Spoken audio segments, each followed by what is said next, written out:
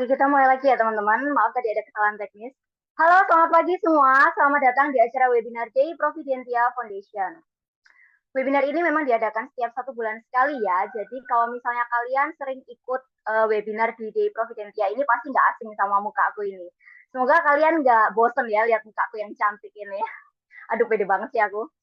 Oke, sebelumnya aku perkenalan diri dulu ya. Nama aku Margareta Bella Liliana, biasa dipanggil Bella, dan aku merupakan salah satu dari Day Providentia Scholar yang saat ini masih kuliah di jurusan Pendidikan Bahasa Inggris di Universitas Katolik Widya Mandala, Surabaya.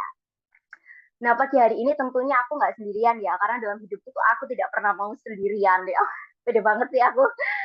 Oke, jadi aku pagi ini ditemani sama satu temen aku yang cantik banget ini. Yuk kita panggil dia sama-sama yuk. Mana ini anaknya? Cantik, halo. Aduh, bisa aja Kak Bel. Ini kedengeran nggak ya suaraku? Kedengeran kok. Kedengeran Kak. Oke. Oke, sebelumnya aku mau pantun dulu nih. Maaf ya aku nyontek dikit. Nanti jangan lupa bilang cakep ya Bel. Oke. Duduk Oke, sendiri di siap. Taman Kartini. Cakep. Cakep, Menanti pacar sejak kemarin. Cakep. cakep. Sebelum memulai webinar ini, izinkan saya menyapa hadirin.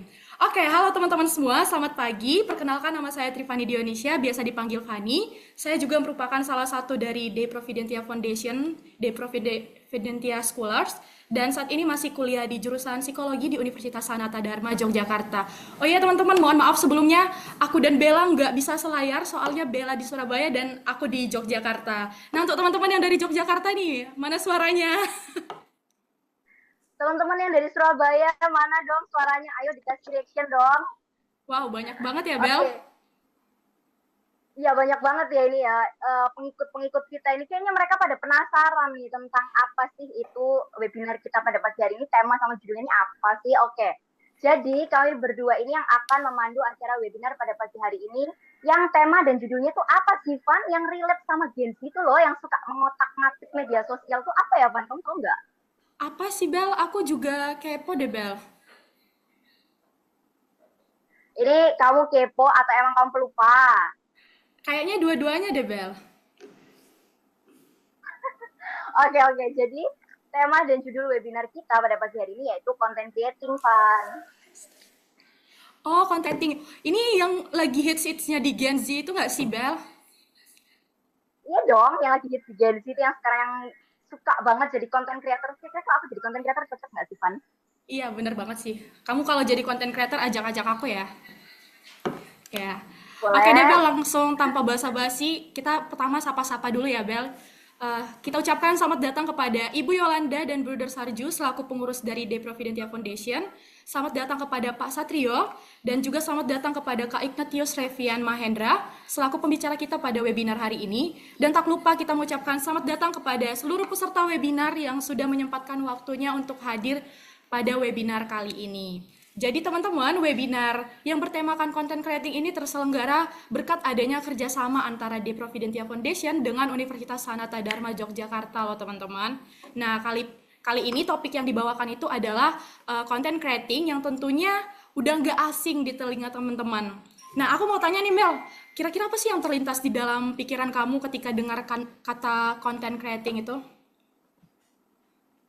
Kalau dari aku pribadi sih, Van, content creating tuh kayaknya tentang hal-hal yang gimana kita bisa buat konten secara kreatif, terus juga secara apa ya, mendidik juga, bisa memberi hiburan juga. Sekarang kan dunia lagi maju ya, apa-apa serba digital. Jadi penting banget sih buat kita untuk tahu tentang dunia perkontenan itu seperti apa. Dan peluang karirnya juga bagus banget ya menurutku, malah lebih banyak. Setuju banget, Bel. Tentunya ini bisa membuka peluang karir ya untuk generasi Z sekarang ya, Bel. Bener gak? Bener banget setuju. Oke.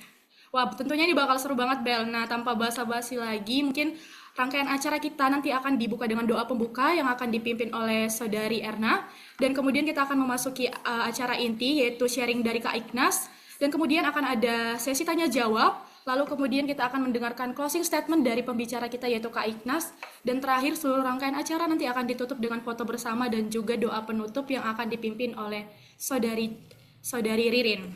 Oke, baik sebelum kita memulai webinar ini, kita akan membuka dengan doa pembuka yang akan dipimpin oleh Saudari Erna. Kepada Saudari Erna kami persilakan. Terima kasih Kak Trifani. Baik Bapak, Ibu, dan teman-teman sekalian, untuk membuka webinar kita pada siang hari ini, kita awali dengan berdoa. Doa akan saya pimpin secara Katolik, bagi teman-teman yang lain boleh menyesuaikan. Dalam nama Bapa dan Putra dan Roh Kudus, amin. Allah Bapa yang Maha Kuasa, kami bersyukur atas kesempatan yang Engkau berikan kepada kami untuk berkumpul bersama secara virtual pada hari ini. Kami memohon berkat-Mu agar webinar ini berjalan dengan lancar dan penuh dengan ilmu yang bermanfaat. Tuhan, terangilah hati dan pikiran kami dengan Roh Kudus-Mu, agar kami dapat memahami dan mengaplikasikan pengetahuan yang akan kami peroleh dalam pembuatan konten kreatif dan inspiratif. Bimbinglah kami untuk menggunakan talenta dan kemampuan kami demi kemuliaan nama-Mu dan kebaikan sesama. Bunda Maria, Bunda yang berbelas kasih, dengarkanlah doa kami ini dan sampaikan kepada Yesus Kristus, Putra-Mu. Amin. Dalam nama Bapa dan Putra dan Roh Kudus. Amin. Terima kasih Saudari Erna yang sudah membantu memimpin doa. Oke, teman-teman. Walaupun acara kita hari ini tuh chill, santai, relax, tapi harus ada beberapa peraturan yang teman-teman patuhi. Yang pertama, para peserta dimohon untuk mengaktifkan kamera dan menonaktifkan mikrofon selama webinar berlangsung, kecuali jika diizinkan. Yang kedua, para peserta diharap mengikuti dan memperhatikan webinar ini dengan tertib. Yang ketiga, para peserta dapat mengajukan pertanyaan kepada pembicara melalui kolom chat atau menggunakan fitur raise hand. Yang keempat, para peserta dimohon mengisi link presensi yang akan dibagikan oleh panitia melalui kolom chat sebagai syarat untuk pembuatan sertifikat. Dan yang terakhir, peserta yang meninggalkan ruang Zoom tanpa mengisi presensi, mohon maaf tidak akan mendapatkan sertifikat. Nah, kita sudah sampai di acara yang ditunggu-tunggu nih, yaitu pemaparan materi dari pembicara kita. Sebelumnya, izinkan aku memperkenalkan pembicara kita pada hari ini secara singkat ya. Beliau adalah Kak Ignatius Revian Mahendra, yang akrab disapa dengan nama Kak Ignas. Beliau merupakan salah satu konten creator di Jakarta yang pastinya sibuk sekali dengan acara-acara syuting. Tapi, satu peran Kak Ignas yang menurut aku tuh luar biasa banget ya teman-teman. Beliau pernah menjadi recordist dari salah satu boyband Korea yang pernah perform di Jakarta. Ayo Van, kamu bisa tebak nggak boybandnya ini apa? Ada yang bisa tebak nggak ini kira-kira? Yang mungkin biasnya ada di sini tuh apa ya? Boyband apa tuh, Bel? Jadi kepo deh. Aduh, tapi aku bukan K-popper, ya udah aku langsung kasih tahu aja ya. Jadi boybandnya ini adalah NCT. Masih biasanya kalian banyak kan di situ. Keren banget, Ya Bel. udah, langsung aja kita ulas tentang dunia perkontenan bersama Kak Ignatius Revian Mahendra. Kepada Kak Ignas, waktu dan tempat kami persilahkan. Halo semuanya, selamat pagi. Jadi mau ucapin terima kasih buat Bella sama Fani sudah menyediakan tempat. Dan juga selamat pagi buat teman-teman semuanya yang sudah mau menyempatkan waktu untuk hadir di webinar kali ini.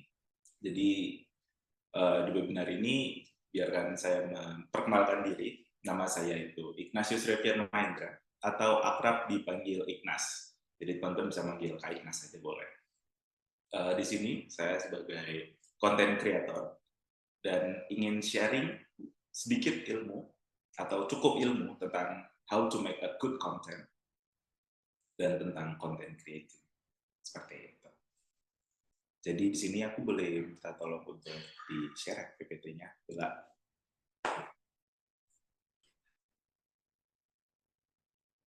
Oke, sebentar ya. buat teman-teman semuanya selagi menunggu PPT udah sangat familiar ya dengan istilah content creating ini, atau mungkin teman-teman tahu ada content creator atau dan lain-lainnya. Teman-teman mungkin udah sangat banyak banget familiar dengan istilah tersebut. Tapi di sini saya akan berbagi ilmu, sharing lebih detail lagi apa sih content creating, how to make a content creating itu ngebuatnya gimana dan butuh apa aja, dan ada berbagai sedikit tips nanti yang akan saya sampaikan buat teman-teman untuk membuat konten. Gitu. Oke, dari judul kita sendiri aja, it's a content creating. Jadi sebelumnya teman-teman udah harus tahu nih content creating itu apa. Boleh di next.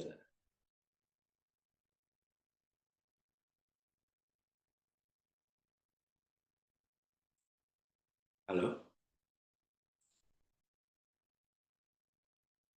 Nah, untuk konten sendiri, konten itu adalah, menurut KBBI, adalah suatu informasi yang tersedia pada media atau produk elektronik. Nah, konten pada media ini bisa diartikan sebagai konten digital. Konten digital di sini itu biasanya teman-teman lihat di berbagai digital media platforms. Kayak contoh, mungkin teman-teman ada yang pakai Instagram, ada yang pakai Facebook, ada yang pakai YouTube, or even TikTok, gitu. Boleh di next. Nah, lalu creating.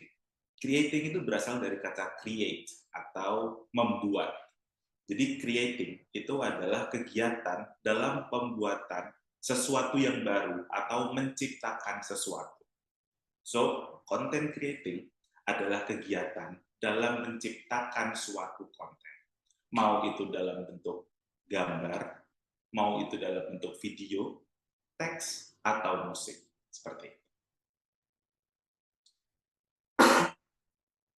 Boleh di next. Nah, sebelum kita membahas lebih lanjut, kita harus tahu konten sendiri itu banyak banget gayanya. Ada kayak yang seperti tadi saya sudah bilang, ada berupa artikel, ada berupa image atau gambar, ada berupa musik, dan video yang terakhir. Nah, dari keempat gaya konten tersebut, itu memiliki ciri khasnya masing-masing. Seperti artikel, itu mungkin teman-teman tahu adanya, mungkin teman-teman udah baca blog, atau membaca sesuatu caption di Instagram. Nah, itu adalah konten, tapi berupa artikel. Biasanya, konten-konten tersebut dikerjakan kalau teman-teman tahu oleh copywriter.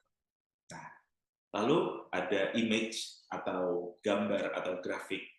Itu adalah konten juga, tapi dalam berbentuk image.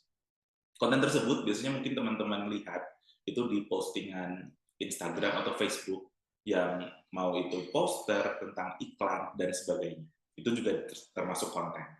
Lalu musik. Musik sendiri itu mungkin teman-teman punya aplikasi streaming seperti Spotify atau SoundCloud atau apapun itu. Nah, musik itu juga termasuk konten. Musik itu juga suatu karya dan bisa dinikmati dan bisa didengarkan seperti itu. Lalu yang terakhir itu adalah video. Bisa di next. Nah, video itu adalah bentuk teknologi untuk merekam, menangkap, memproses ulang gambar yang bisa bergerak. Nah, video tersebut dapat disimpan menggunakan signal dari film video, televisi, videotape, atau media non-komputer lainnya. Atau bisa disingkat, video adalah kumpulan dari gambar yang bergerak. Nah, seperti contoh yang di sebelah, itu mungkin teman-teman ada yang tahu ya, dia adalah YouTuber Casey Neistat. Salah satu konten yang dia buat itu adalah video, namun berupa vlog. Dan gambar tersebut itu saat Casey Neistat main ke Jakarta. Nah, sebelum aku bahas tentang video, aku mau ngasih tahu kenapa di sini yang aku spesifik lebih membahas itu video. Boleh di next, Bella? Nah, seperti yang teman-teman lihat, video, konten berupa video, itu adalah konten yang banyak banget dilihat, yang banyak banget bermunculan atau berseliweran di media-media sosial yang teman-teman punya. Seperti contoh di Facebook, itu ada lebih dari 500 juta orang yang nonton video di Facebook tiap harinya. Lalu di YouTube sendiri, itu ada 1 miliar jam per video yang mereka tonton tiap hari. Lalu di Reels, itu ada 2,35 miliar orang yang berinteraksi dengan video-video Reels tiap bulannya. Lalu yang paling banyak itu di TikTok, itu lebih dari 1 miliar per bulan ada user atau akun baru yang aktif untuk masuk di TikTok. Yang which is, TikTok adalah sosial media yang menampilkan konten-konten berupa video. Seperti itu.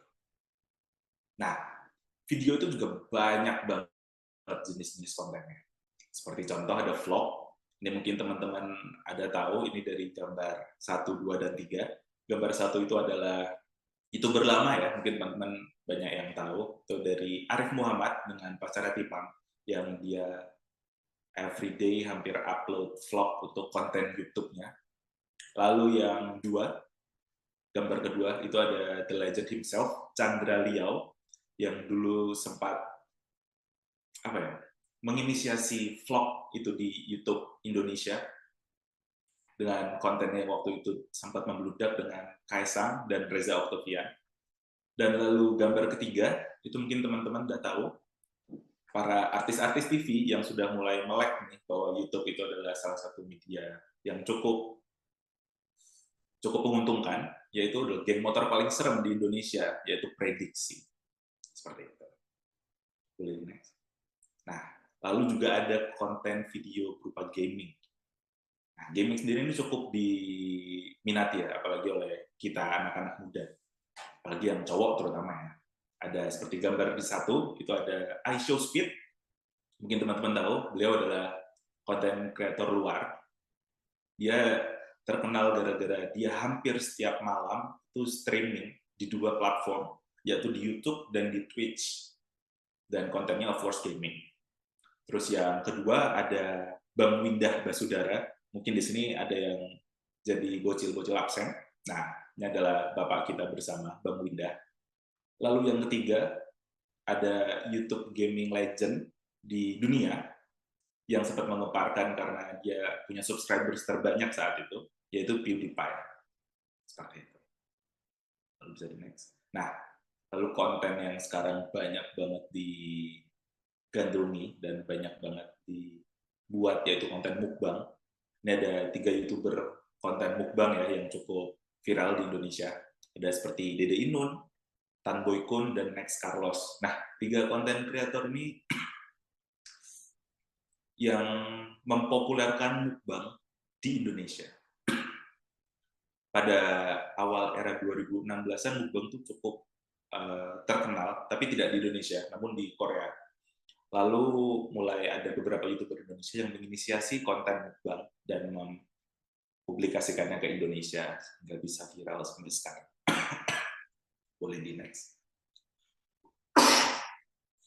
Nah, lalu teman-teman juga bisa ada lihat konten edukasi di banyak media ya, khususnya di YouTube, di TikTok maupun Instagram. Itu ada, kalau teman-teman tahu Ferry Irwandi, dia adalah content creator yang medianya itu ada di YouTube. Dia itu selalu menjelaskan tentang pengaruh sosial media atau pengaruh tentang apapun itu yang berdampak buruk ke kita.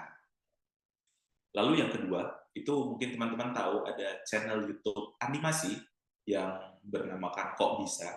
Itu selalu menjelaskan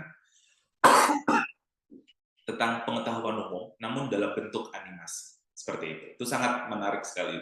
Lalu yang ketiga, itu ada Agung Hapsah. Agung Hapsah itu juga hampir sama seperti Ferry Irwandi. Konten yang dia terapkan itu selalu bertema tentang edukasi. Nah, salah satu gambaran di sini, saat ini Agung Hapsah tentang menjelaskan tentang AI. Lalu yang terakhir ada podcast. Nah, ini mungkin konten yang sangat amat banyak diminati ya saat ini. Seperti yang pertama, ada konten podcast dari PWK. Lalu yang kedua, ada dari media Vindes yang membuat konten podcast juga. Lalu yang ketiga, ada Deddy Corbuzier yang mengawali membuat konten podcast itu menggunakan video. Awalnya, podcast itu adalah konten yang hanya didengarkan dan hanya berupa suara atau dialog saja. Lalu, Deddy Corbuzier itu yang memulai di Indonesia membuat podcast, tapi diberikan video. Jadi, akhirnya sekarang timbullah video-video podcast yang teman-teman lihat. Oke.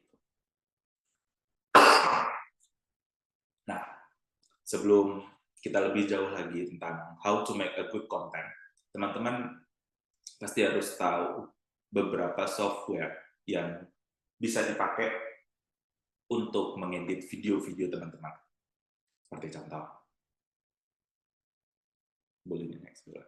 Software sendiri itu adalah perangkat lunak dan merupakan kumpulan data yang diproses, disimpan, dan diformat secara digital dengan tujuan serta fungsi tertentu.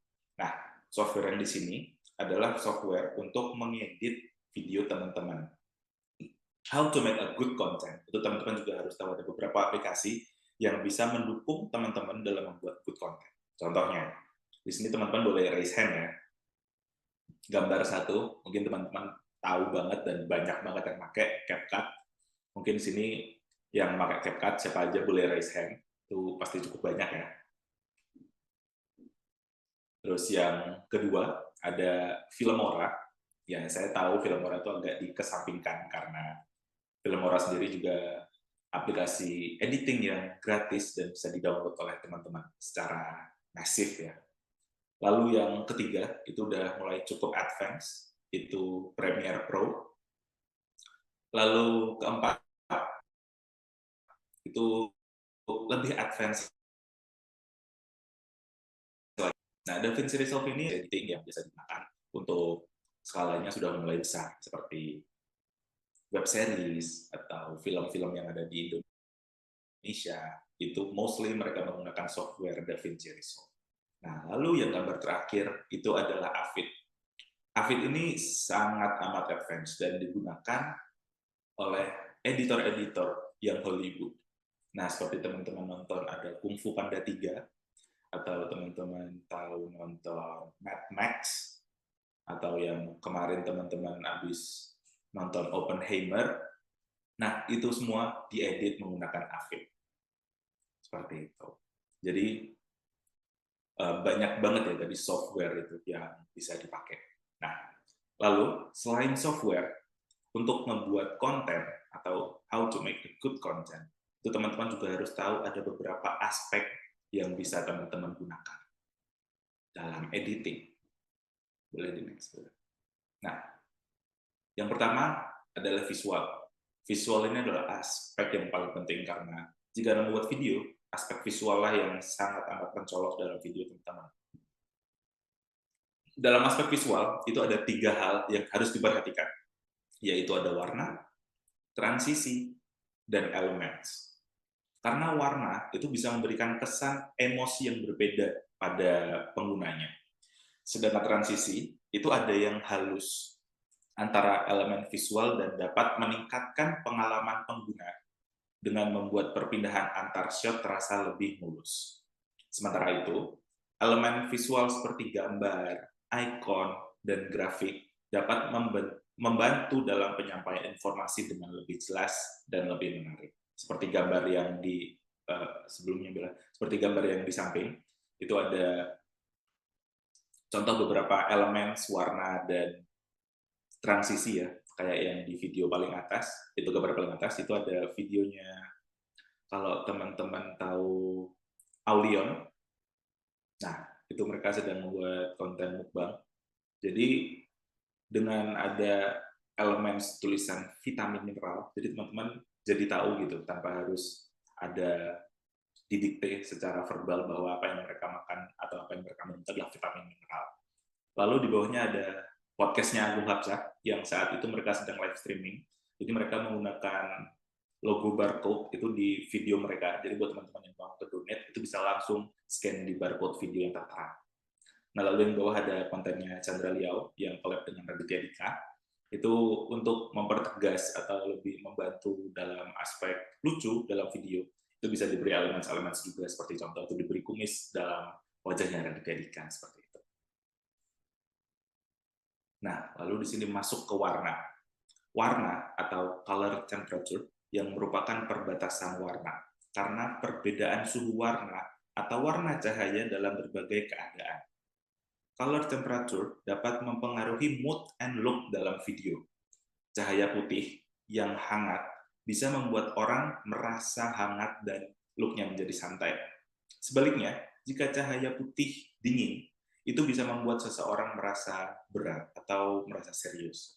Di sini yang dimaksud hangat dan dingin, itu adalah warna warm dan warna warm dan warna cool.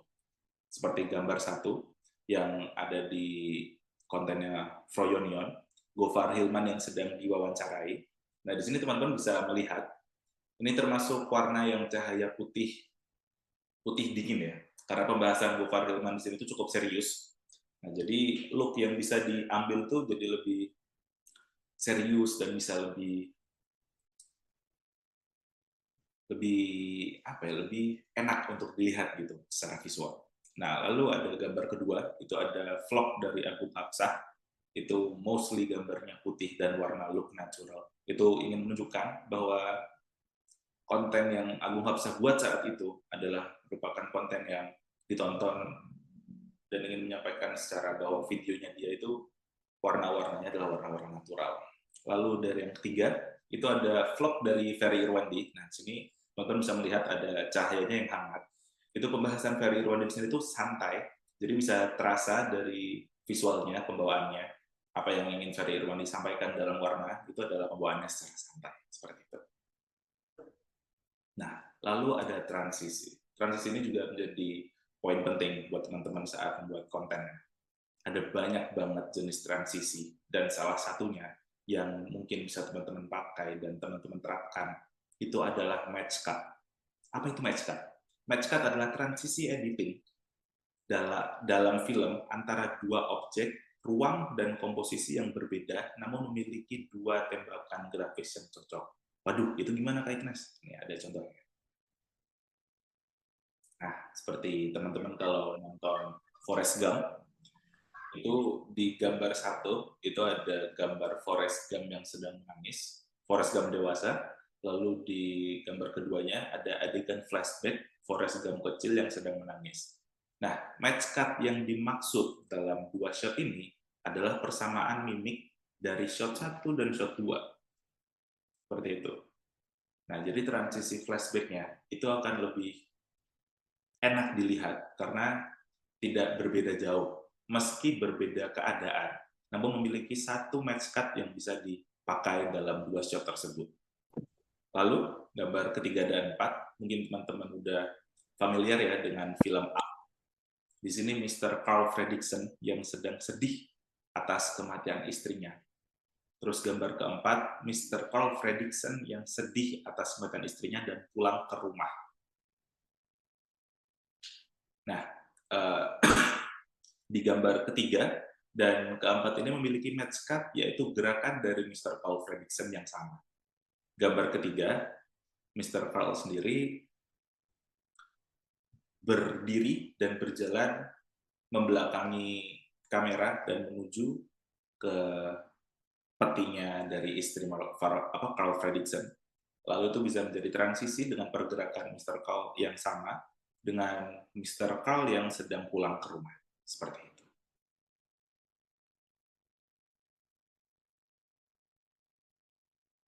Lalu ada Elements. Elements sendiri itu menggunakan ada seperti gambar, grafik, dan lain-lainnya ya. Itu bisa menjadi informasi yang lebih mudah dipahami dan menarik bagi penonton. Seperti itu. Itu berupa gambar dan mungkin ada kata-kata dan itu tuh bisa dengan menggabungkan elemen visual dalam penyampaian informasi, kita tuh bisa menciptakan pesan yang lebih menarik dan mudah diingat bagi penonton. Contohnya, seperti yang tadi ya, ada konten Joyce Bros dan podcast yang dilakukan oleh Hapsah itu menempatkan elemen barcode dan tulisan vitamin mineral itu bisa membantu penonton agar bisa lebih tahu tentang informasi yang ada di video tersebut. Seperti itu. Bisa di next.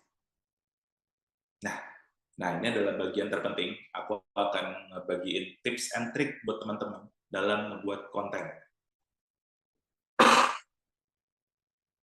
Dan hal yang paling penting awal itu adalah mise en scene. Apa itu mise en scene? Mise en scene itu dalam bahasa Perancis memiliki arti putting in the scene atau memasukkan sesuatu dalam adegan. Jadi semuanya yang ada terlihat dalam frame teman-teman itu adalah mise en scene. Itu menurut Boardwell. Jadi dengan definisi ini, mise en scene bertujuan untuk mengonsepkan segala sesuatu yang terlihat dan dirasakan dalam layar. seperti ada setting, make up, kostum, pencahayaan, serta ekspresi dan gerak figur. Bisa di next. Nah, kita bahas latar atau setting. Ini adalah satu elemen utama yang sangat penting, serta sangat mendukung dalam aspek naratif dalam sebuah film atau sebuah konten yang teman-teman bikin. Fungsi utamanya adalah sebagai penunjuk ruang, waktu, dan memberi informasi kuat dalam mendukung cerita filmnya. Dan menurut Pratista, selain berfungsi sebagai latar cerita, setting juga mampu membangun mood sesuai dengan tuntutan cerita. Bisa di next. Nah, seperti ini. Ini adalah dua gambar contoh setting ya. Gambar 1 dan gambar 2. Teman-teman pasti akan melihat merasa lebih luas di gambar 1 ketimbang gambar 2. Kenapa bisa demikian? Karena di gambar 1, setting yang mereka tata itu di podcast Volix. Jadi saya waktu itu sempat membantu podcast Viniar ini di Volix.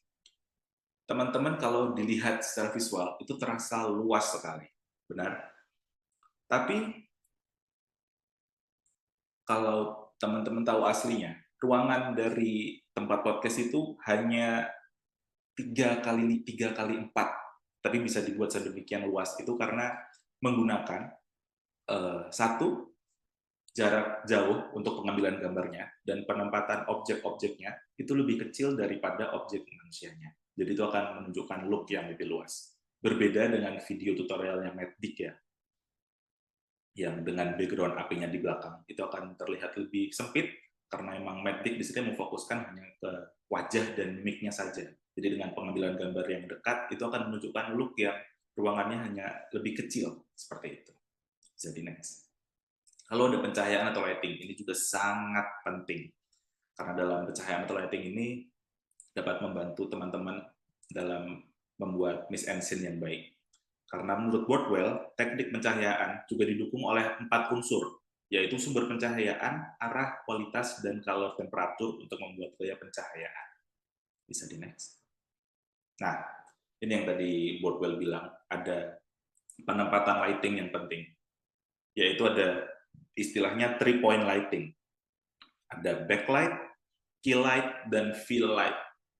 Jadi nggak hanya seolah-olah teman-teman tuh membuat video, kameranya di depan, lalu hanya butuh satu lampu dari atas, itu nggak seperti itu. Jika teman-teman ingin membuat konten yang lebih bagus lagi, lebih advance lagi, diterapkan istilah ini, 3-point lighting. Apa sih yang dimaksud 3-point lighting itu? Bisa di next. Nah, ini perbedaan 3-point lighting ya. Jadi bisa teman-teman lihat di gambar 1, itu adalah visual mix and scene yang terlihat jika teman-teman hanya menggunakan lampu satu dari atas, yaitu lampu kita yang biasa teman-teman pakai, lampu kamar, dan lain-lain. Lalu gambar kedua, itu adalah menggunakan konsep 3-point lighting. Nah, di sini lebih terlihat nih, deep of field-nya. Jadi lebih terlihat dimensinya. Gambar lighting ke muka dan lighting ke background, itu jadi lebih terlihat lebih real dalam video, seperti itu. Nah, lalu yang paling tidak kalah penting dalam membuat konten dan mungkin cukup dikesampingkan sama orang-orang adalah audio. Karena menurut Wardwell, unsur suara dapat dibagi menjadi 3, speech, musik, dan sound effect. Ketiga suara ini memiliki peran penting dalam membentuk atmosfer dan menyampaikan informasi dalam sebuah video. Bisa di next. Speech. Menurut Katz and Nolan, speech itu diartikan sebagai suara yang keluar dari mulut manusia berupa bahasa. Unsur speech sendiri memiliki 4 jenis, yaitu direct address, narasi, monolog, dan dialog. Tapi tenang, teman-teman, di sini yang lebih fokus digunakan dalam content creating itu pasti adalah monolog dan dialog. Bisa di next. Nah, ini adalah alat-alat atau atribut yang mungkin teman-teman bisa pakai dalam meningkatkan kualitas audio teman-teman ya. Kayak contoh di gambar 1 itu ada peredam suara dalam ruangan. Mungkin teman-teman ini kayak teman-teman dengar suara saya ya di webinar ini kan terdengar suara menggema. Karena memang saya itu berada di ruangan yang tertutup. Tapi akan berbeda jika teman-teman menggunakan peredam suara tersebut yang ditempelkan di tembok. Kenapa bisa demikian? Karena suara itu adalah terdiri dari gelombang yang kasat mata, teman-teman tidak akan bisa melihat. Jadi suara itu nanti akan memantul di tiap tembok dan itu bisa membuat gema. Nah, lalu kedua, Mungkin teman-teman bisa pakai wireless, itu untuk meningkatkan kualitas audio teman-teman pastinya. Atau yang ketiga ada Windjammer, jadi kalau teman-teman lagi ada membuat konten di jalan atau butuh apapun itu, yang audionya berisik, itu bisa pakai Windjammer, itu akan mereda noise-noise sebagainya. Lalu keempat, menggunakan recorder sendiri untuk audio, seperti contoh yang biasa digunakan untuk level content creating berupa video YouTube atau media-media kecil seperti Instagram dan TikTok, itu adalah Zoom H4n, seperti itu. Atau mungkin teman-teman nggak punya gambar 2, 3, atau 4 itu, teman-teman bisa menggunakan handphone, dan handphone itu bisa adalah salah satu atribut yang pasti teman-teman semua punya. Dan caranya jika misalnya nanti ada untuk mereda noise sebagainya, itu bisa dilapisi tisu atau dikasih apapun yang berbentuk kain, lalu digunakan seperti itu. Bisa di next. Lalu sound effect. Sound effect dalam film itu merupakan suara-suara di luar dialog yang tidak sengaja dibuat oleh manusia. Sebaiknya, jika tidak ada sama sekali, akan terasa keheningan yang mengganggu. Itu menurut Workwell. Jadi, memberikan rasa terhadap lingkungan realistis yang menyeluruh dan kehadirannya itu jarang disadari. Seperti ada suara pintu tertutup, ada suara footstep, dan sebagainya. Boleh di next. Nah, ini aku kasih buat teman-teman. Ini adalah website yang menyediakan suara-suara atau sound bank buat teman-teman pakai gitu. Jadi dia ada sound effect seperti suara hujan, atau teman-teman butuh suara orang-orang bicara, atau teman-teman butuh suara tubrukan, suara tembakan, apapun itu ada di sini. Mungkin teman-teman mau di screenshot, boleh. Jadi ini adalah website untuk mencari segala sumber suara ya, unsur suara. Dari sound effect, musik pun juga ada di sini. Seperti itu. Oke, boleh di next. Nah, lalu yang terakhir adalah musik. Musik itu adalah secara sederhana merupakan seni pengungkapan gagasan melalui bunyi yang unsur dasarnya adalah melodi, irama, dan harmoni. Selain itu, unsur pendukung berupa gagasan, sifat, dan warna bunyi juga sengaja dibuat oleh manusia untuk mengungkapkan ide dan berbagai perasaan.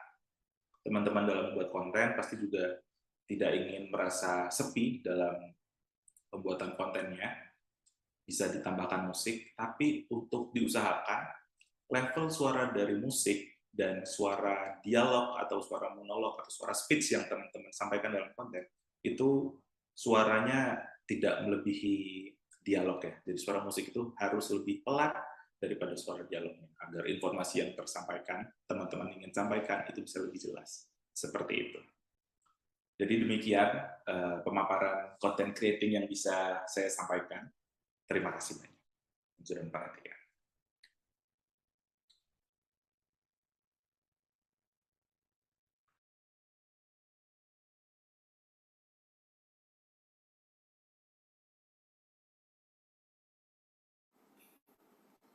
Oke, baik.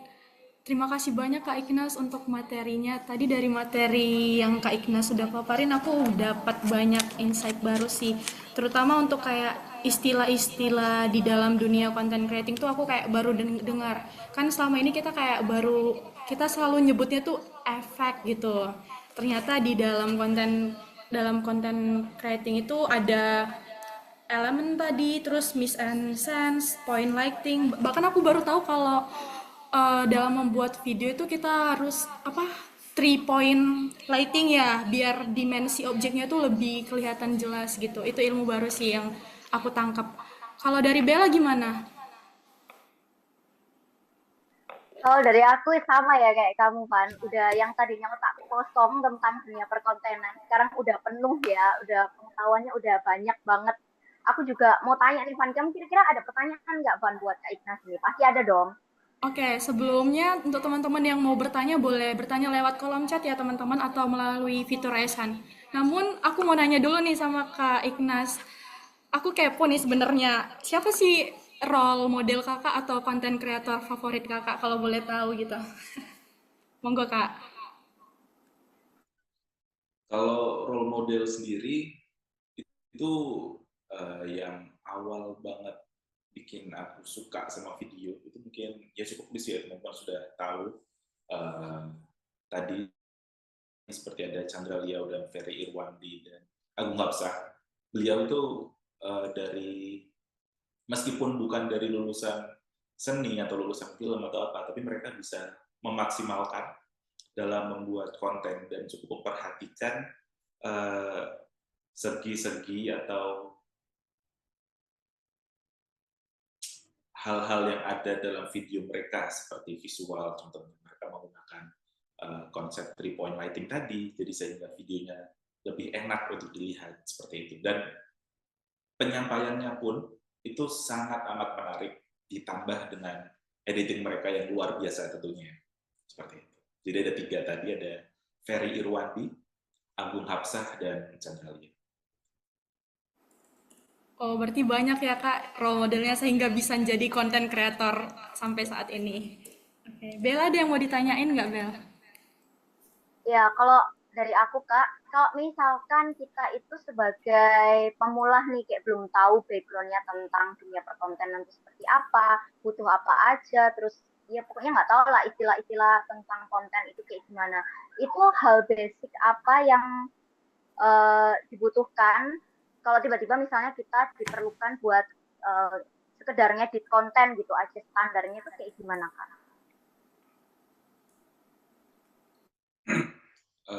Konten, balik lagi aku jelasin di sini, konten tuh banyak banget ya bentuknya. Kayak tadi yang aku jelasin, ada berupa artikel, berupa gambar, berupa video, berupa musik bahkan. Jadi teman-teman kalau misalnya mau buat konten, kita ambil contoh mau buat video di sini ya. Kalau teman-teman nggak punya kamera dan lain-lain, itu adalah hal-hal yang mungkin bukan menjadi alasan untuk menghambat teman-teman dalam membuat konten. Karena sekarang juga udah banyak banget ya, kayak contoh mungkin kalau nggak punya kamera bisa pinjam handphone orang tua atau adik atau kakak atau teman gitu untuk membuat konten. Karena dulu banget waktu SD, itu konten pertama yang aku pakai itu adalah menggunakan handphone dari orang tua aku sendiri gitu. Jadi awal banget itu ngelihat di YouTube, tapi mereka udah punya kamera dan lain-lain, tapi ya aku cuman ada handphone, ya kenapa enggak gitu sih. Jadi kalau untuk awal basic dalam membuat konten itu, kalau untuk video terutama, apapun bisa digunakan, mau pakai handphone, mau pakai kamera, seperti itu. Gimana, Bel? Udah paham belum atas jawaban Kak Ignas? Paham banget. Oke. Oke, Siap, nanti makasih. aku terapkan Kak tips and triknya. Oke, ini kayaknya banyak banget nih Van yang udah bertanya nih di kolom chat ini. Ayo kita bacain Oh satu-satu iya, yuk. kita baca dulu yang pertanyaan pertama ya, Bel. Oke. Ini dari Ureirewa. Oke. Bertanya, Kak, manajemen konten yang baik biar konsisten itu gimana ya? Makasih. Oke, Kak Ignas mau langsung jawab apa mau ditampung dulu, Kak? Gimana? Boleh, langsung jawab aja. Oke, baik, Kak. Konten, manajemen konten yang baik, biar konsisten. Itu teman-teman harus tahu dulu, karena membuat konten yang konsisten itu sangat susah ya, sangat susah. Apalagi aku sendiri gitu, aku membuat konten di akun pribadi aku itu bolong-bolong, nggak yang tiap hari ada atau seminggu 2 kali gitu.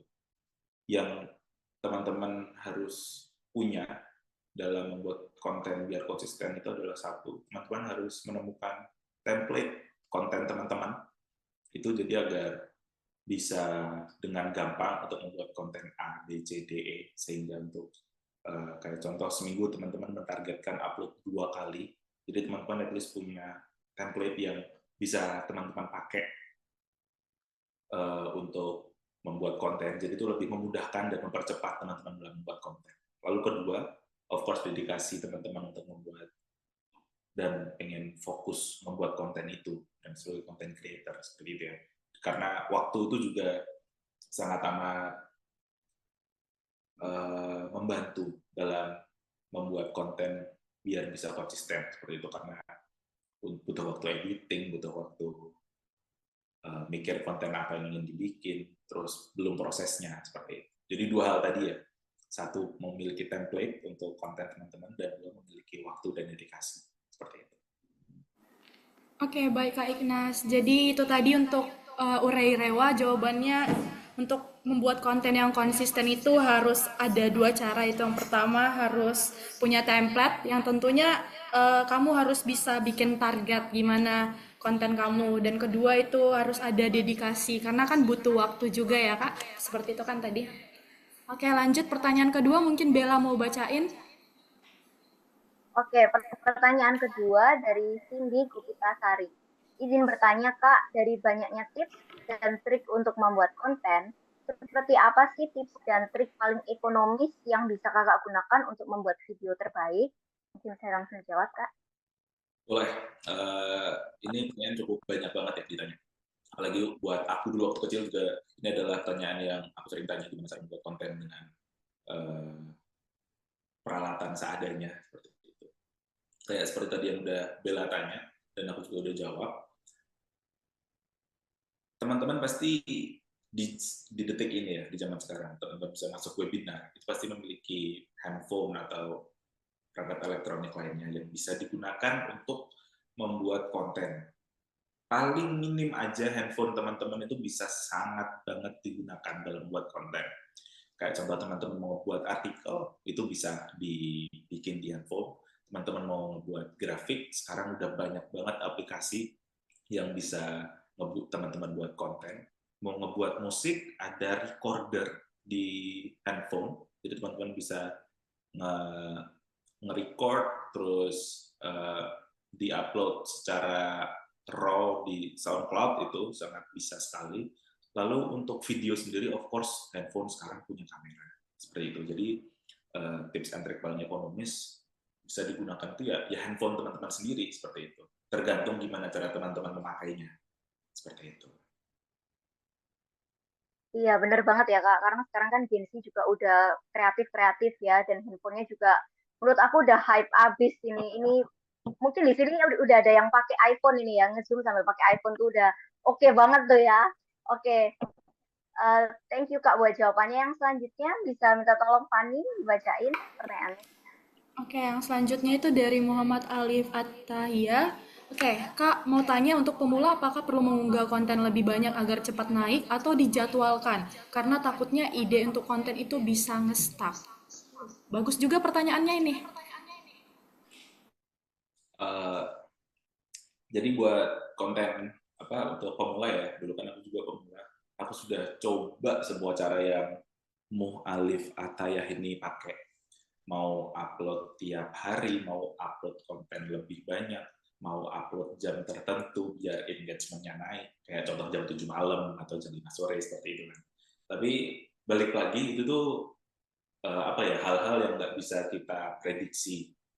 Kayak itu semua kan sudah diatur sama, ini udah beda pembahasannya ya, ini udah diatur oleh algoritma dari semua aplikasi tersebut. Kayak contoh TikTok gitu, teman-teman. Kalau misalnya upload video 10 kali dalam sehari, tapi 10 video itu tidak ada yang bisa relate ke audiens teman-teman, ya tidak bisa naik juga engagement-nya. Begitu pula teman-teman mau upload jam berapapun, tapi tetap tidak bisa relate ke audiens, ya juga tidak akan bisa sampai ke page-nya mereka. Di TikTok kan sekarang ada fitur halamannya kan for your page FYP, itu kan adalah sistem TikTok yang TikTok bisa ambil dari video-video yang habis kita like. Jadi TikTok itu akan merekomendasikan video-video yang relate ke pengguna-penggunanya. Jadi saran dari aku juga pernah bikin dan puji Tuhannya berhasil. Itu aku ada banyak deh bikin video. Satu, bikin video yang serius banget, video sinematik, aku bagusin lah videonya. Tapi engagement-nya kalau nyari views, itu dikit. Kedua, itu video yang bahkan nggak disebut video, itu hanya sebuah kumpulan foto-foto yang atau aku kumpulin jadi sebuah konten yang relate ke audiens, dan itu bisa nembus sampai 500.000 views waktu itu. Hampir 400.000 waktu itu. Nah, jadi menurut aku untuk pemula, kalau ingin mudah naik, itu berusaha membuat konten yang relate di kebanyakan orang.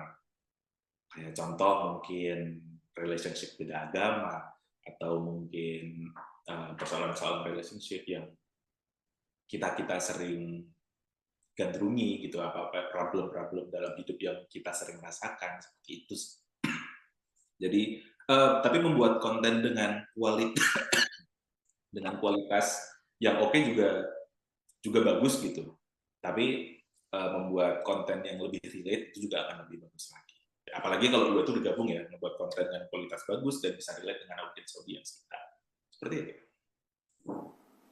Iya, bener banget, Kak. Berarti ini kita perlu perhatiin juga nggak sih, Kak? Kayak sosial media itu batasan upload kontennya berapa maksimalnya per hari gitu. Karena setahu saya juga kalau Instagram itu kan ada batasannya ya kalau ngupload story gitu. Karena kita nggak bisa ngupload konten itu banyak-banyak per hari. Kalau untuk tahu batasannya itu nggak cukup berpengaruh ya. Justru akan lebih bagus kayak contoh di Instagram. Aku sendiri nggak tahu ada berapa batasan untuk Instagram dan TikTok. Tapi anggap aja contoh teman-teman membuat 10 video. Gitu. Semakin banyak video yang teman-teman bikin, itu kan artinya akan semakin banyak chance dari video tersebut bisa ada yang minimal salah satu masuk ke page-nya orang-orang seperti itu. Jadi juga tidak salah juga buat banyak. Nggak ada yang lagi konten bagus atau berapa. Yang penting konten tersebut bisa dilihat. Gitu. Oke, Kak Ignas, terima kasih banyak, Kak, tanggapannya.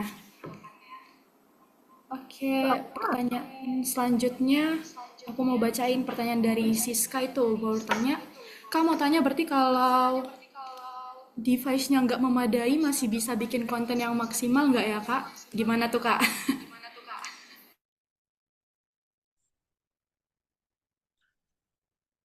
Pasti bisa dong.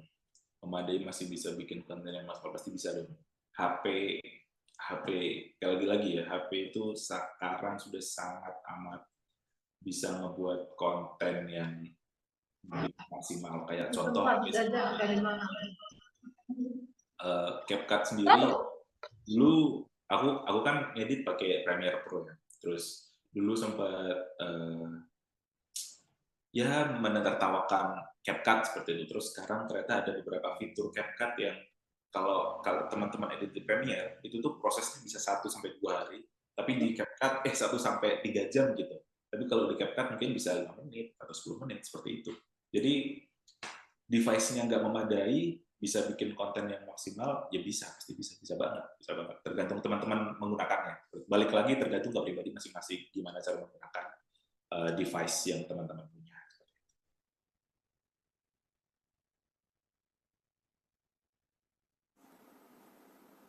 Oke, jadi Siska, kamu masih tetap bisa bikin konten walaupun device-nya nggak memadai. Nggak apa-apa, tetap semangat ya untuk bikin konten. Awal yang baik itu konten yang baik itu berawal dari adanya niat gitu. Intinya ada niat dulu di awal gitu. Oke, lanjut Bel, pertanyaan selanjutnya. Pertanyaan selanjutnya dari Melisa Roselini. Selamat pagi Kak, izin bertanya. Sekarang banyak sekali konten di media sosial, salah satunya TikTok. Menurut Kakak, kenapa konten yang kurang bermanfaat itu malah lebih ramai daripada konten edukasi? Bagaimana membuat konten edukasi yang juga ramai dan diminati Kak? Terima kasih. Pertanyaan ini tuh cukup tricky ya, karena yang nonton, jadi kan ada 2 video kan yang Melisa bilang, konten edukatif dan konten yang kurang bermanfaat. Kenapa bisa konten yang kurang bermanfaat bisa lebih ramai daripada edukatif? Ya balik lagi, yang nonton, yang harus dipertanyakan itu adalah yang nonton. Kenapa mereka lebih bisa tertarik ke video-video yang tidak bermanfaat itu ya, daripada konten edukasi. Banyak banget hal-hal yang membuat konten edukasi itu jadi kurang diminati. Kayak contoh mungkin konten edukasi itu kurang dari segi kualitas dan lain-lain. Sedangkan kalau video yang tidak bermanfaat itu kan mungkin dari segi kualitas nggak oke, tapi mungkin dari segi segi isi video yang disampaikan tuh meskipun tidak bermanfaat kan, tapi at least membuat kita ingin tahu, ingin kepo gitu apa videonya itu seperti apa. Jadi kalau ditanya menurut kakak kenapa konten yang kurang bermanfaat itu malah lebih ramai daripada konten edukasi, ya SDM-nya kita nggak sih yang harusnya dipertanyakan. Kenapa bisa membuat konten seperti itu yang malah lebih ramai ketimbang edukasi. Toh sekarang edukasi juga, konten edukasi udah banyak banget yang lebih oke gitu. Kayak tadi yang udah aku kasih contoh 3 itu ada Ferry Irwandi, Aku Kapsah, sama channel YouTube Kok Bisa. Itu tuh adalah konten-konten yang bagus banget tapi peminatnya sedikit gitu. Ya hanya orang-orang tertentu aja yang nonton mereka. Padahal juga dari segi kualitas juga oke. Maksudnya konten edukasi udah dibuat lebih oke secara kualitas, tapi masih kalah dengan konten-konten yang nggak bermanfaat. Jadi ya SDM kita yang harus dipertanyakan sih. Seperti itu. Iya, bener banget ya, Kak. Kayaknya tergantung pengonsumsi juga ya, karena aku juga kalau scroll di Reels IG, YouTube Short, terus TikTok juga, itu kok lebih banyak yang apa ya, yang video lucu-lucu gitu, yang sebenarnya nggak apa-apa sih, kayak menghibur banget ya, Kak ya. Tapi ya kadang netizen Indonesia beda kali ya sama netizen yang lain. Dikasih kalau yang edukatif banget itu katanya nanti flat gitu. Kalau dikasih yang kocak-kocak gitu nanti bilangnya kurang bermanfaat ya. Kembali lagi tergantung dengan SDM kita sih. Oke, thank you Kak buat jawabannya. Lalu selanjutnya ada pertanyaan dari Bagas Widya. Kak izin bertanya, untuk requirement hardware yang digunakan optimal untuk editing agar nyaman digunakan saat editing itu apa ya Kak?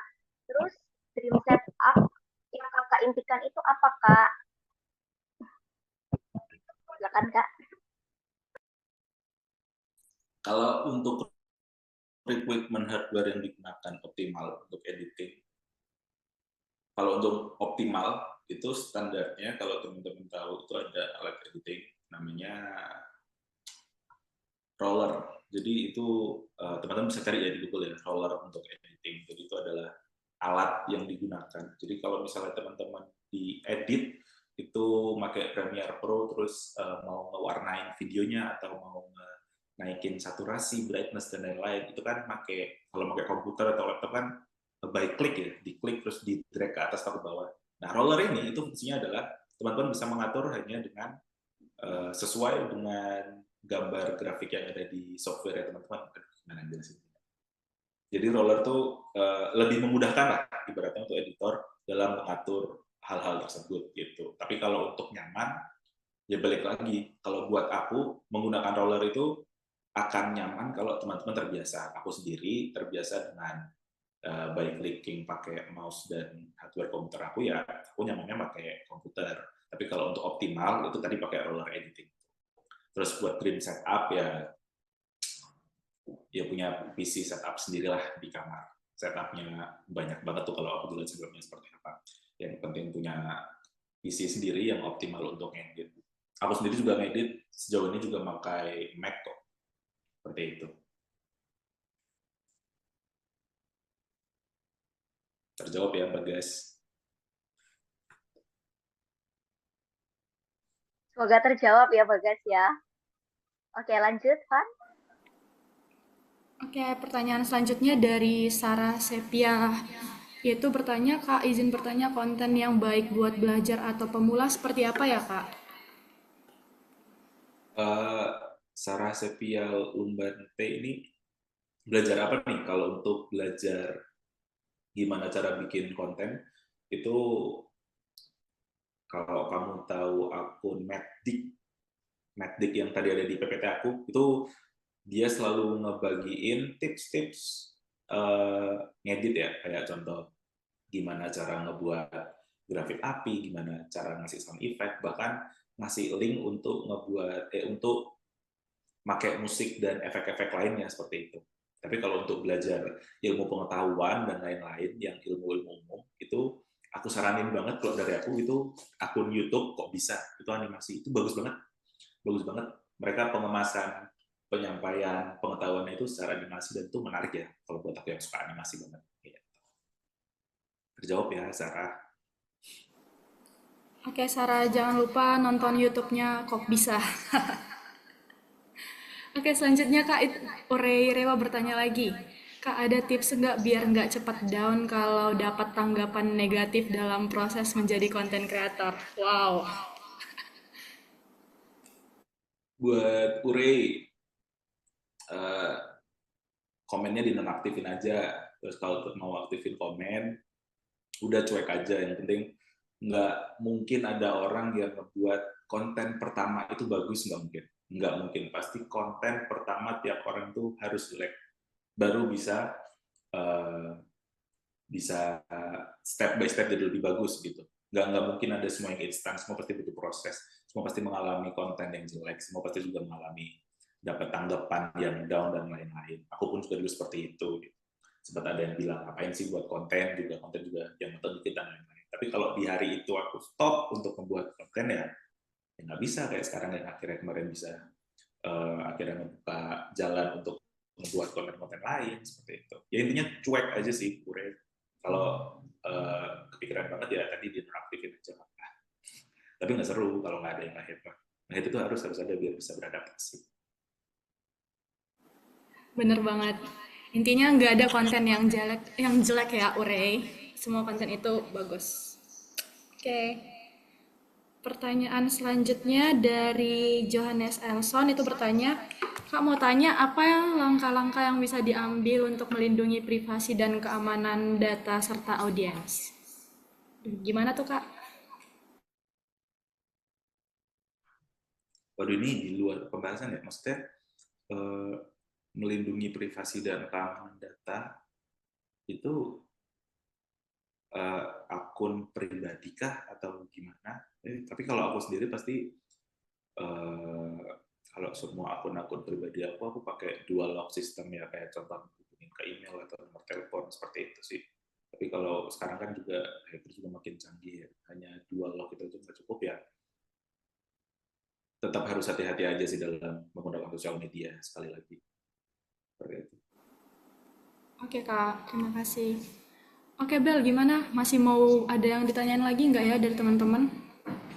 Masih dong, Puan. Itu ada 2 pertanyaan yang udah nunggu itu. Siapa sih yang nggak mau tanya? Tema sama jadi kita hari ini tuh menarik banget, Puan.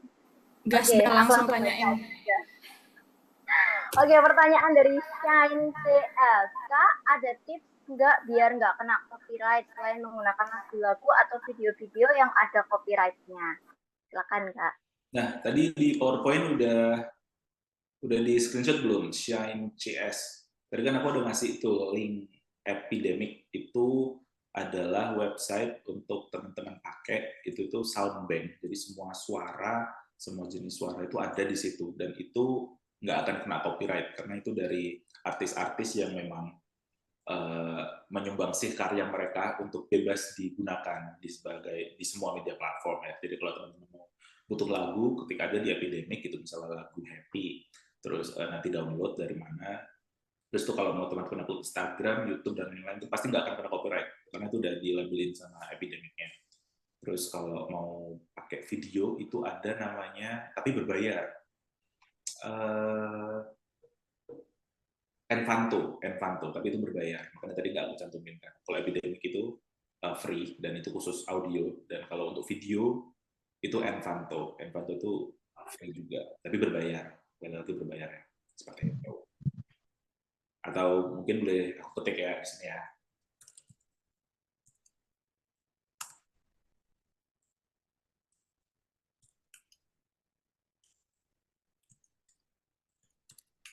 Nah, 2 itu.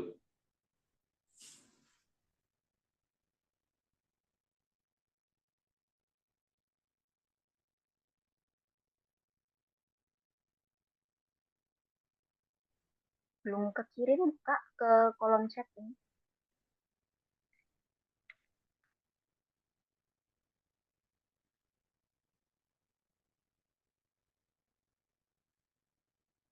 Oh, oke. Semoga terjawab ya. Oh, masih mute, Kak. Aku tadi ngechatnya di chat baru, sorry. Oh, Udah Bel, udah. ya, oke. Oke, semoga terjawab ya buat Shine CS ini. Selanjutnya ada dari Joy Tri Agustinus. Kak, mau tanya juga, adakah aplikasi edit yang ringan selain dari yang kakak kasih tunjuk tadi? Rekomendasi untuk HP atau laptop yang memiliki spesifikasi rendah? Kalau yang dari di luar yang dari rekomendasi aku nggak ada sama sekali ya. Tadi yang aku rekomendasikan itu sangat amat compatible buat teman-teman. Apalagi CapCut itu sangat amat compatible buat HP dan laptop ya. Justru aku pengguna Premiere tuh iri sama CapCut karena mereka bisa dua device yang berbeda, yaitu handphone dan laptop atau komputer. Jadi kalau mau tanya untuk rekomendasi HP laptop yang memiliki spesifikasi rendah, itu of course CapCut. Itu sangat amat berguna. Oke, iya benar ya Kak ya. Kalau menurut aku juga nggak ada yang rendah ya Kak. Mungkin lebih ke standarnya udah disamain semua nggak sih Kak kalau buat laptop-laptop yang bisa ngedit kayak gitu ya kan Kak? Apalagi CapCut Oke. yang sekarang itu udah diupdate kan. CapCut kan awalnya muncul 2010-an aku lupa. Terus sekarang yang 2024 ini udah banyak banget updatean dan itu jadi bisa diakses ke laptop dan HP. Dan uniknya CapCut ini, aku kan juga ada beberapa teman yang content creator juga, atau mereka adalah editor dari perusahaan A, B, C, D, E. Equipment yang perusahaan butuhkan itu bisa menguasai CapCut. Itu tahu, udah bukan bisa menguasai Premiere lagi, tapi bisa menguasai CapCut. Jadi emang udah, lu orang bisa CapCut, lu hebat. Itu sih, CapCut itu sangat amat bisa teman-teman gunain. Ya oke. Jadi buat Joy Tri Agustinus, buat CapCut aja udah cukup ya untuk HP atau laptop yang spesifikasinya mungkin lebih ke standar aja. Oke, selanjutnya ada pertanyaan lagi dari Johannes Elson. Kalau mau tanya lagi nih, bagaimana caranya agar bisa beradaptasi dengan perubahan algoritma di platform digital seperti YouTube, Instagram, dan TikTok? Cara untuk beradaptasi, kalau dari aku, balik lagi ya ini menurut pribadi masing-masing, tapi kalau dari aku, YouTube, Instagram, TikTok itu adalah sama-sama media yang menyuguhkan kontennya yaitu berupa video. Namun resolusinya dan bentuknya yang berbeda. YouTube dan Instagram, YouTube itu horizontal, TikTok itu vertikal, Instagram itu bisa kedua-duanya, horizontal dan vertikal. Nah, tapi kalau untuk dari segi algoritma, itu hampir semuanya sama. Jadi kalau untuk beradaptasi perubahan algoritma di platform digital YouTube, Instagram, TikTok itu semuanya sama aja. Memang lebih berat YouTube dan lebih gampang TikTok, tapi cara algoritmanya dalam jadi 3 platform digital tersebut itu memiliki AI yang pasti akan menyuguhkan konten-konten yang relate untuk user-usernya. Jadi semanapun teman-teman, balik lagi yang tadi aku bilang, membuat konten yang mungkin lagi happening sekarang, terus bisa relate ke audiens, itu akan sangat amat penting sih, bisa dipakai gitu. Oke, semoga terjawab ya buat Johannes Elson. Ini masih ada yang mau bertanya lagi nggak ini? Kok udah stuck di sini nih? Fani, kamu kira-kira mau tanya lagi nggak kira-kira? Aku udah nanya sih, Bel. Kalau kamu gimana? Oke, sambil nunggu yang lain nanya lagi mungkin ya. Kalau misalkan HP kita waktu dibuat video itu kayak masih gerak-gerak gitu, gimana Kak? Kayak ada nggak aplikasi yang buat apa ya, stabilizer ya kita ngomongnya? Itu ada nggak Kak kira-kira? Untuk mengantisipasi video yang shaky atau tadi yang gerak-gerak, itu lebih baik mengantisipasinya saat produksi. Jadi either itu ditaruh atau memang kalau pakai tangan ya megangnya harus benar-benar stabil atau mungkin bisa milih stabilizer. Karena kalau misalnya tadi Bella tanya apakah ada aplikasi yang bisa mereduce shaky dari video, itu ada, cuman hasilnya akan sangat amat kurang, tergantung seberapa shaky gitu sih. Jadi lebih baik diantisipasinya saat produksi. Tapi kalau misalnya tetap pengen tahu aplikasi apa yang bisa reduce shaky, itu ada CapCut, ada namanya stabilizing nanti. Terus Premiere Pro pun juga ada, jadi 2 aplikasi itu ada. Aplikasinya ada, cuma lebih baik nge-reduce saat pengambilan gambar atau produksinya. Seperti itu. Kalau di aplikasi gitu kira-kira itu harus pakai premium atau enggak? Kalau yang untuk Premiere Pro enggak, tapi kalau untuk CapCut enggak deh kelihatannya. Enggak deh. Kalau iya ya kurang tahu lagi sih, tapi harusnya enggak. Oke, thank you Kak. Oke, gimana nih Van? Ini kok nggak ada yang tanya lagi nih? Mereka ini malu-malu apa gimana nih Van? Kayaknya pertanyaannya udah terjawab semua sih, Bel. Mungkin untuk teman-teman yang mau bertanya lagi bisa bertanya nanti ya teman-teman dari WA Group atau mungkin bisa mengirim ke Gmail Kak Ignas mungkin, bener gak Bel? Oh iya. Boleh, Oh, boleh. tapi ini ada lagi nih Van yang mau tanya nih, satu Oh nih. boleh, monggo-monggo. Dari Mung Alif Ataya. Mau tanya Kak, ada nggak aplikasi untuk menjernihkan suara? Karena biasanya ada konten creator yang memanfaatkan suara aja. Bahkan bukan aplikasi ya, Muhalif. AI kamu cari di Google itu ada. Jadi kamu cari di Google how to clear sound AI. Ini aku ketik aja.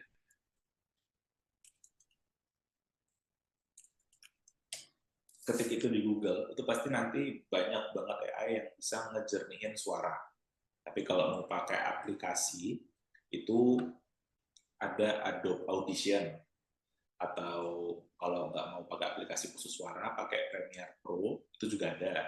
Nanti di effect, itu nanti ada namanya denoise. Atau bahkan lagi-lagi di CapCut pun juga ada gitu untuk menjernihkan suara ini. Sama juga denoise juga. Seperti itu tuh akan menjernihin suara yang teman-teman bikin.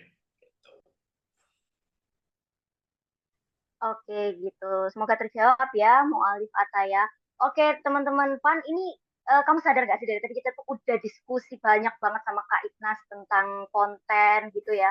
Tapi ternyata waktunya kita tuh udah habis. Kita jadinya nggak bisa diskusi lebih lanjut nih sama Kak Ignas. Oh my god, ternyata kita bentar lagi akan dipisahkan oleh waktu ya Bel. Iya, tapi nggak apa-apa teman-teman, tenang aja. Buat kalian yang masih mau bertanya lebih lanjut secara pribadi, mungkin nanti Kak Ignas juga bisa share email pribadinya. Kalian juga bisa tanya-tanya di sana atau kalian juga bisa tanya-tanya di grup WA yang sudah tersedia ya. Oke, baik teman-teman. Untuk link presensi mungkin akan di-share lewat kolom chat. Apakah sudah di-share? Oke, sudah di-share ya teman-teman. Nah, teman-teman boleh mengisi terlebih dahulu link presensi sebelum mengakhiri webinar hari ini. Dan nanti sertifikat akan dikirimkan ke email teman-teman. Nanti teman-teman akan mendapatkan sertifikat keikutsertaan sebagai peserta dalam webinar ini. Oke, teman-teman jangan lupa diisi ya. Oke, baik. Selanjutnya kita akan mendengarkan dulu kesan dan pesan dari Kak Ignas atau disebut dengan closing statement. Oke, kepada Kak Ignas kami persilakan. Sebelumnya mau ngucapin terima kasih banyak nih buat Bella sama Fani yang udah membantu nge-host di acara webinar ini. Terus juga mau ngucapin terima kasih buat teman-teman yang udah mau hadir, nyempetin waktunya buat 45 menit tadi kita ngobrol masalah content creating, semoga semua bermanfaat. Terus aku cuma pengen bilang, art is limitless. Tadi banyak teman-teman yang bilang, keterbatasan ini, itu. Membuat konten, itu termasuk dalam bikin seni. Seni itu nggak ada batasannya. Jadi batasan teman-teman dalam buat konten itu sangatlah luas, bahkan nggak ada. Yang membatasi teman-teman itu hanyalah diri sendiri. Jadi jangan pernah ngeluh masalah perangkat atau lain-lainnya. Tapi balik lagi, art is limitless. Jadi jangan pernah merasa ada keterbatasan dalam bikin konten. Gitu.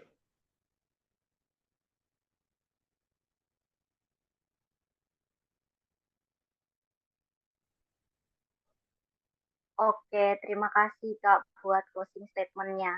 Ini kayaknya nggak afdol ya, Van ya. Kalau misalkan kita udah kenalan sama teman-teman sekalian, udah ngobrol-ngobrol sama Kak Ignas, tapi kita nggak foto bersama.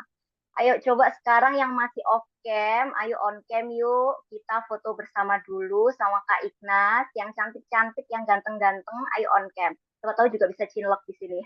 Aduh, jangan dong, berat ya kalau cinlok di sini. Oke, apakah sudah on cam semua? Kalau sudah on cam, bisa minta tolong Saudari Cindy untuk memandu foto bersama ini. Ya, baik. Apakah sudah terdengar suara saya? Iya, sudah. Di sini ada 3 slide. Silahkan yang belum on cam, saya tunggu.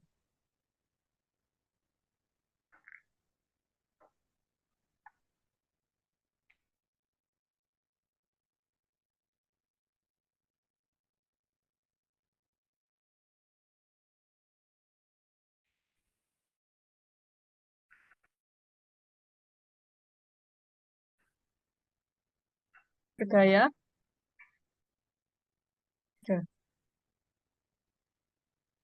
Untuk slide 3, 1, 2, 3. 1, 2, 3. Baik, terima kasih. Bantu memfotokan kami semua ya. Oke, apakah Fanny masih ada di sini? Mohon maaf, Oke, saya ya. ganti device, ada kendala. Oke, baik teman-teman, nggak terasa ya kita udah sampai di penghujung acara. Dan terima kasih banyak untuk kebersamaan kita sepanjang webinar ini. Dan tadi udah dibuka dengan doa pembuka. Dan kita akan mengakhiri juga dengan doa penutup. Baik, kepada Saudari Ririn kami persilakan untuk memimpin doa penutup. Baik, selamat siang teman-teman semuanya. Apakah suara saya terdengar? Kedengaran Ririn.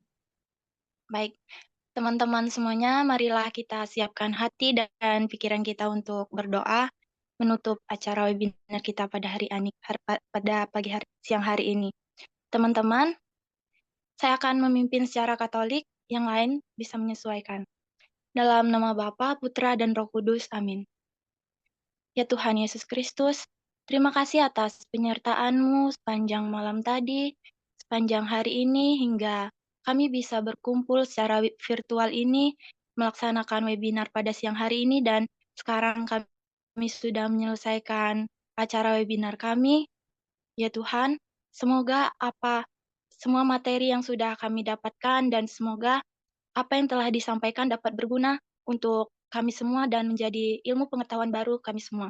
Ya Tuhan, kami hendak melanjutkan aktivitas kami masing-masing. Sudi kiranya Engkau memberkati dan menyertai setiap langkah yang akan kami lakukan untuk kedepannya. Demikian ya Tuhan, doa yang jauh dari kata sempurna ini kami haturkan ke dalam tangan kasih-Mu demi Kristus Tuhan dan pengantara kami. Amin. Dalam nama Bapa, Putra, dan Roh Kudus. Amin. Oke, baik. Terima kasih banyak Ririn sudah memimpin doa penutup kali ini. Dan gimana nih, Bel, selanjutnya?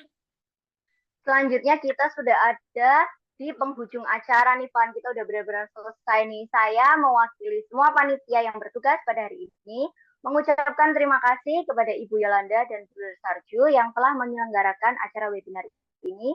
Dan juga terima kasih kepada Kak Ignas yang sudah mau menyempatkan waktunya untuk sharing tentang dunia konten dengan kita semua. Untuk semua yang hadir hari ini karena kalian udah hebat banget, udah bagus banget, udah aktif dalam webinar kali ini. Benar banget. Terima kasih juga kepada Romo, Bruder, Suster, dan Frater, dan juga teman-teman semua yang sudah meluangkan waktunya untuk hadir dalam mengikuti webinar ini. Semoga ilmu yang dibagikan oleh Kak Ignas bisa bermanfaat ya untuk kita semua. Oke, Bel. Karena tadi kan di awal aku ada pantun ya, Bel. Nah, di akhir juga aku mau pantun lagi nih, Bel.